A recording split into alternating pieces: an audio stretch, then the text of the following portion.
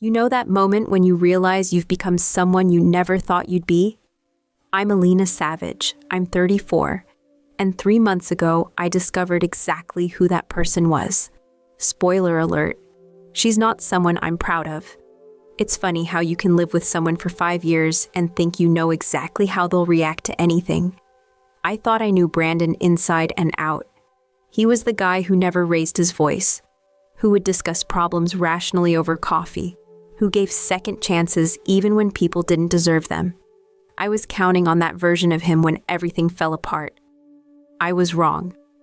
Brandon and I met at a bookstore in downtown Portland back in 2019. I was 29, he was 31, and we both reached for the same copy of some mystery novel I can't even remember now. What I do remember is how he smiled when he handed it to me, how he suggested we grab coffee to discuss it after we'd both read it, and how that first conversation lasted 4 hours without a single awkward pause. He was everything my mother had always told me to look for. Stable job as a project manager, owned his own condo, had a solid group of friends he'd known since college. More importantly, he was kind. Not just nice guy kind, but genuinely caring in ways that surprised me. He remembered when I had important meetings at work, brought me soup when I was sick, and actually listened when I talked about my day, instead of just waiting for his turn to speak. We moved in together after 18 months, and honestly, it felt like coming home. His condo was small but cozy, with this amazing view of the city from the living room. We developed our routines, coffee together every morning before work, alternating who cooked dinner, Sunday morning farmers market trips, and our sacred Friday night movie marathons with takeout from whatever place we'd discovered that week. For 3 years, it was exactly the kind of relationship I'd always wanted. Steady, comfortable, safe. Maybe that was the problem. By year 4, comfortable started feeling more like stagnant. Our conversations became predictable. Work, weather, weekend plans, repeat. The surprise coffee dates stopped happening. Date nights became let's just stay in nights. Even our physical intimacy had settled into a routine that felt more obligatory than passionate. I started noticing other couples when we were out. Couples who seemed more animated, more connected, more alive than we felt. I'd watch them laughing at inside jokes or holding hands while walking, and I'd feel this pang of something I couldn't quite identify. Jealousy, regret, longing for something I used to have but had somehow lost. My sister Carmen didn't help matters. She was going through her own divorce at the time and had become one of those newly single people who projects their issues onto everyone else's relationships. "You guys seem more like roommates than lovers," she commented during one of our lunch dates. "When's the last time you felt genuinely excited to see him?" I brushed off her observation, but it lodged itself in my brain like a splinter. When was the last time I'd felt that flutter of anticipation when Brandon's key turned in the lock? When had I last felt desired rather than just present? "You're only 33, Carmen continued. "You shouldn't feel settled already. Life's supposed to have some passion in it." Easy for her to say. She was off dating multiple guys from apps and posting Instagram stories from wine bars every other night. But her words echoed thoughts I'd been having more frequently. Was this all there was? Was this how marriages became those tired cliches about couples who never talk to each other? That's when Colin started working at my marketing firm. God, Colin. Even now, knowing everything that happened, I can admit he was magnetic. Not conventionally handsome like Brandon, but there was something about him, the way he commanded attention when he walked into a room, how he could make even mundane work conversations feel electric, the way he looked at me like I was the most fascinating person he'd ever met. Colin was a freelance graphic designer we'd hired for a 6-month project. And from day one, there was this energy between us that I hadn't felt in years. He'd catch my eye during meetings and give me this conspiratorial smile, like we shared some secret joke. He'd bring me coffee exactly how I liked it, without me ever telling him my order. He complimented my ideas in ways that made me feel brilliant and appreciated. "You're wasted in account management," he told me one day as we reviewed campaign materials. You think like a creative. You should be doing the kind of work that actually challenges that brain of yours. When was the last time Brandon had said anything about my potential? When had he last made me feel like I was more than just his reliable girlfriend who split the utilities and remembered to buy groceries? I told myself Colin and I were just colleagues with good chemistry. That the texting that started after work hours was just professional collaboration extending into friendship. That meeting him for drinks to discuss the project wasn't crossing any lines because we really did talk about work, along with everything else. Colin was recently divorced, which should have been a red flag, but instead felt like validation. Here was someone who understood that relationships could become suffocating, that people could grow apart, that sometimes you needed to prioritize your own happiness. My ex-wife used to complain that I wasn't present enough, he told me during one of our after-work drinks. But the truth was, I just wasn't present with her anymore. We'd become strangers living in the same house. His words resonated more than they should have. Wasn't that exactly what was happening with Brandon and me? We shared space, split bills, went through the motions. But when was the last time we'd had a conversation that left me thinking about it hours later? I started looking forward to work in ways I hadn't in years, not because of the job, but because of Colin. I'd spend extra time getting ready in the morning, choosing outfits I thought he'd notice. I'd check my phone constantly for his texts, feeling that addictive rush when his name appeared on my screen. The rational part of my brain knew this was dangerous territory, but the other part, that felt overlooked and underappreciated at home, argued that I deserved to feel wanted again. That a little harmless flirtation wasn't hurting anyone. Except it wasn't harmless, and it wasn't just flirtation. The first time Colin kissed me was after a late night at the office. We'd been working on a presentation, sitting close together as we reviewed layouts on his laptop. And suddenly his hand was on my face and his mouth was on mine. I should have stopped it. Should have pulled away, gone home to Brandon, and figured out what was wrong with my relationship like an adult. Instead, I kissed him back with an intensity that surprised us both. "I've been wanting to do that for weeks," he murmured against my lips. "Me too," I admitted. And in that moment, it felt like the most honest thing I'd said in months. We agreed it was a mistake, that it couldn't happen again. But of course it did. And each time it got easier to justify. Brandon barely noticed when I got home late anymore. Brandon didn't ask about my day with any real interest. Brandon seemed perfectly content with our boring routine, while I was dying inside from lack of attention and affection. I never planned to bring Colin to our home. That was a line I thought I'd never cross. Our condo was Brandon's and mine, filled with pictures from our trips, gifts we'd given each other, the life we'd built together. It felt sacred, off limits.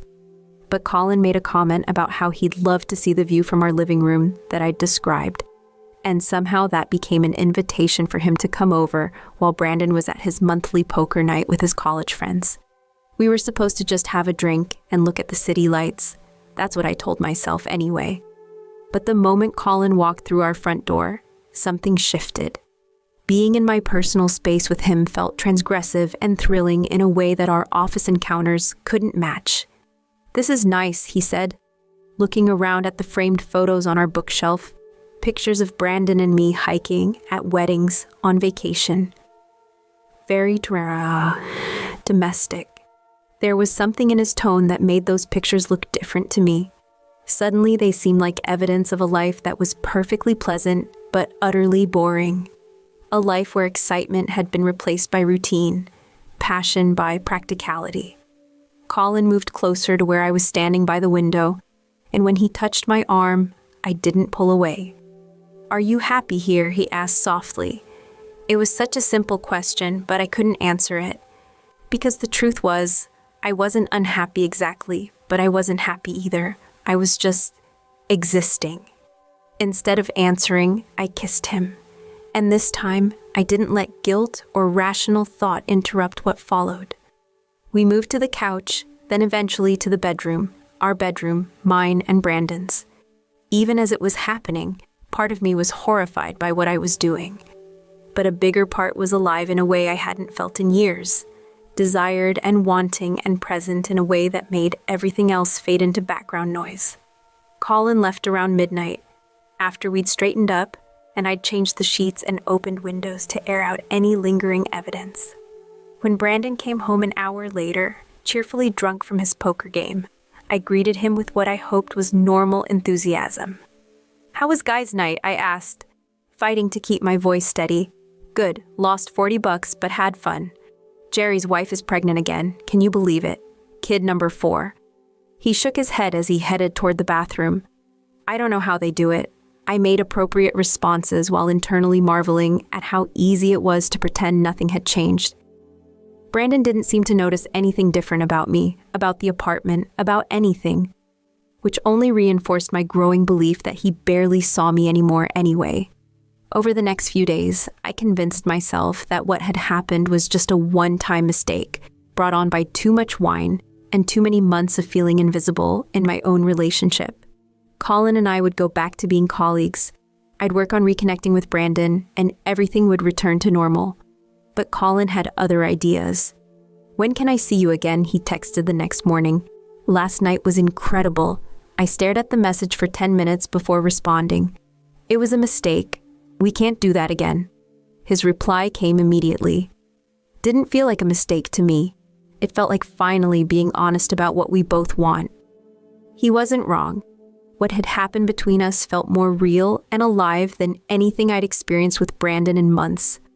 But that didn't make it right. I managed to keep things professional with Colin for exactly 1 week. But he was persistent in ways that were both flattering and undermining. He'd find reasons to work closely with me on projects, would text me throughout the day with funny observations or inside jokes, would suggest grabbing lunch or coffee with increasing frequency. "You seem different," he said during one of these coffee dates. "More subdued. Are you okay?" "I'm fine," I lied. "Just focusing on getting back to normal." "Normal," he repeated, like the word tasted bad. "Is that really what you want?"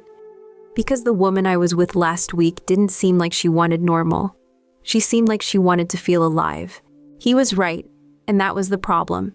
What I'd felt with Colin, that intensity, that sense of being truly seen and desired, was intoxicating in a way that made returning to my routine with Brandon feel like suffocating. When Colin suggested coming over again the following week, I should have said no immediately. Brandon had another commitment, some work event that would keep him out until late, and the opportunity felt like a sign. "Just to talk," Colin said when I hesitated. "I miss spending time with you. I missed it too, more than I wanted to admit." So I agreed, telling myself we would just talk, just spend time together without crossing physical lines. We both knew that was a lie. This time, when Colin arrived at our condo, there was no pretense about looking at the view or having a casual drink. We both knew why he was there, and the anticipation had been building all week. What happened that night was more intense than our first encounter, maybe because we'd both stopped pretending it was a mistake or a momentary lapse in judgment. This was a choice we were making, a line we were deliberately crossing. Afterward, as we lay in my bed, in the bed I shared with Brandon, Colin traced patterns on my bare shoulder and asked the question I'd been avoiding. "What are you going to do about him?" "About who?" "Brandon. You can't keep pretending this isn't going anywhere." I didn't have an answer because I hadn't let myself think that far ahead. I was living in the moment, in stolen hours, in the space between my regular life and this secret one I'd created. "I don't know," I admitted. "Well, I know what I want," Colin said, turning to face me. "I want you. Not just like this sneaking around. I want to take you to dinner, wake up with you, build something real with you." The idea was terrifying and tempting in equal measure. A life with Colin would be passionate and unpredictable, and alive in ways my life with Brandon no longer was.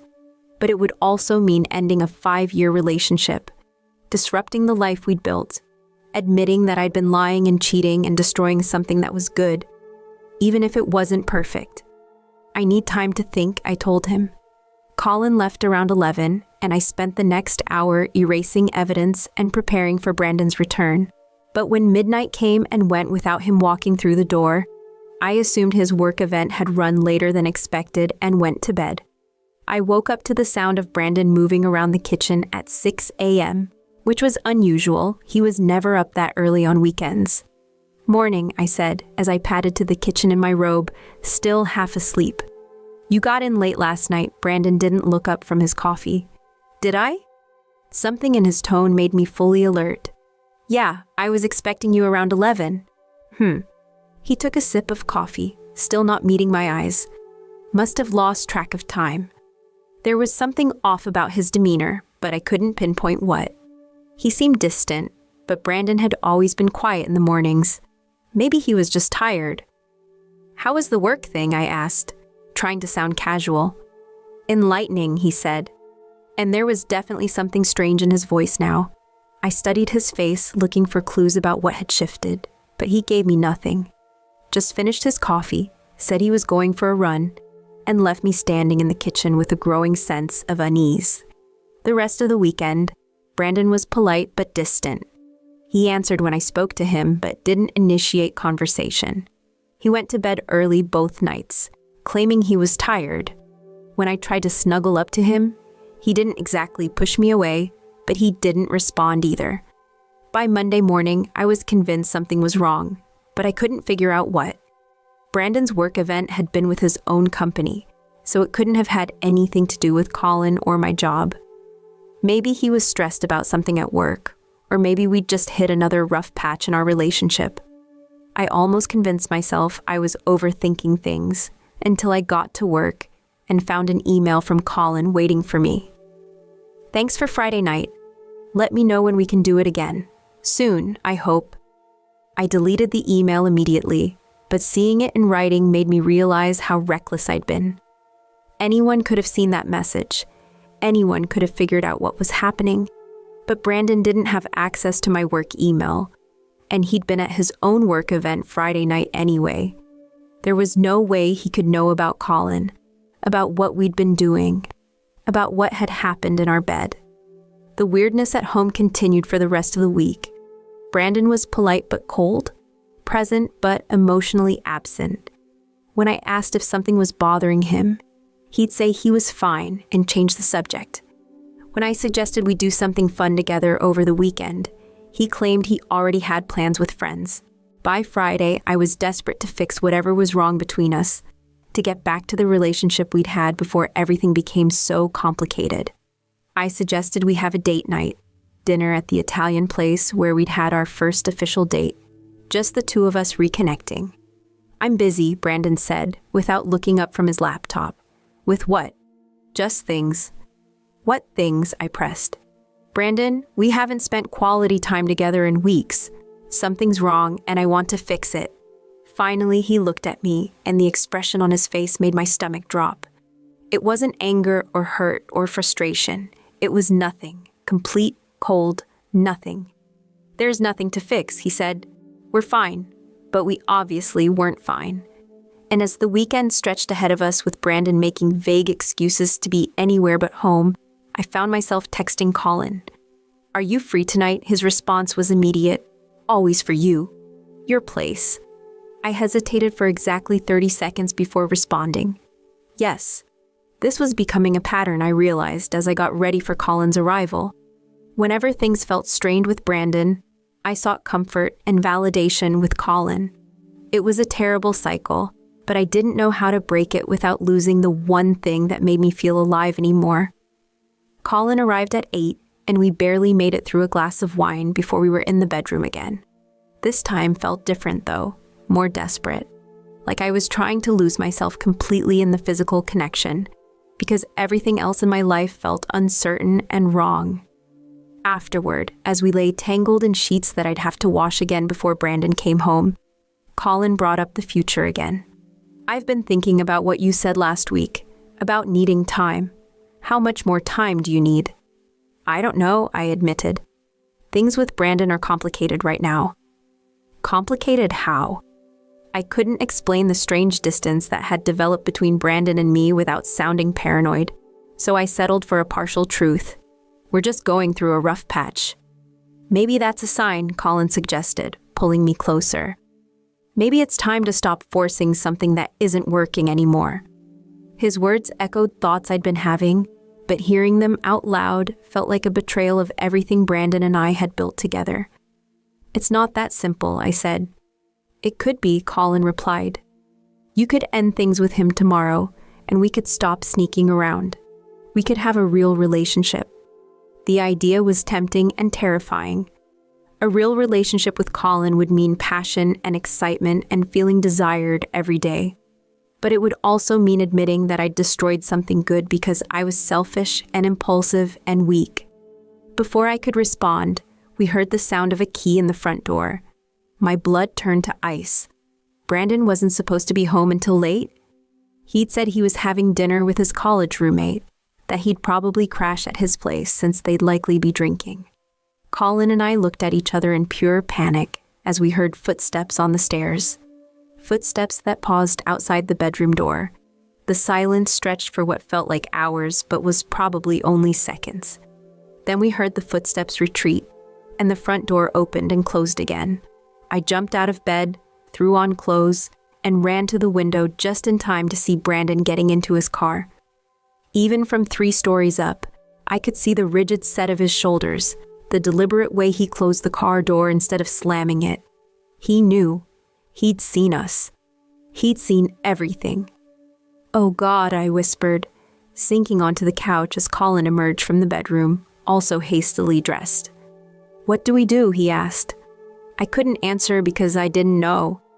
All I knew was that the secret I'd been keeping for weeks was no longer secret, and the life I'd been trying to balance was about to implode. Colin left 20 minutes later, after I'd made it clear that I needed to be alone to figure out what came next.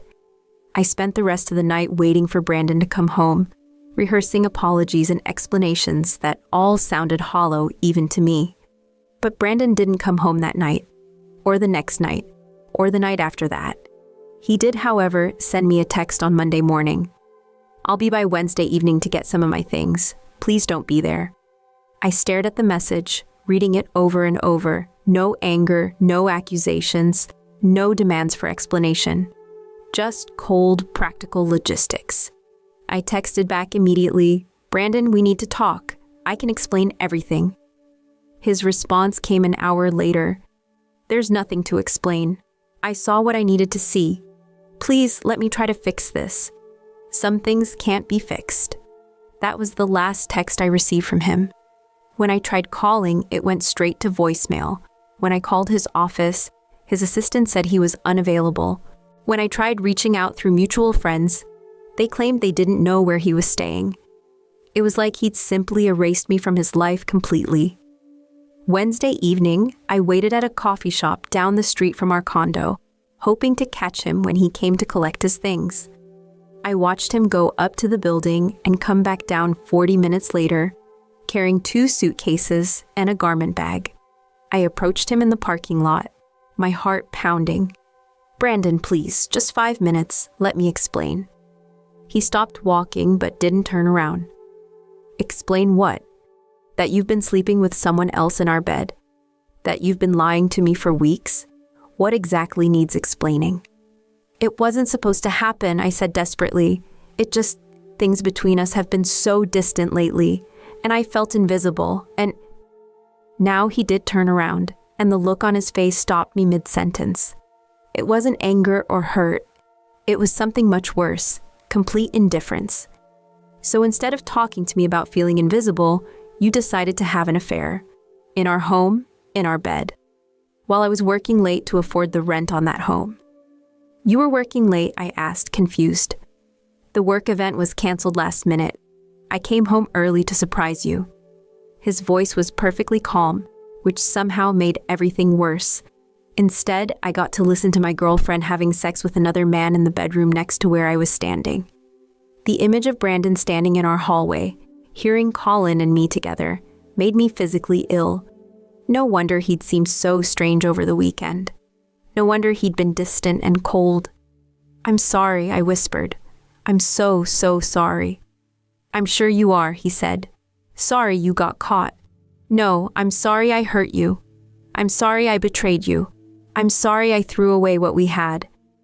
What we had was apparently not enough for you. He picked up his suitcases again.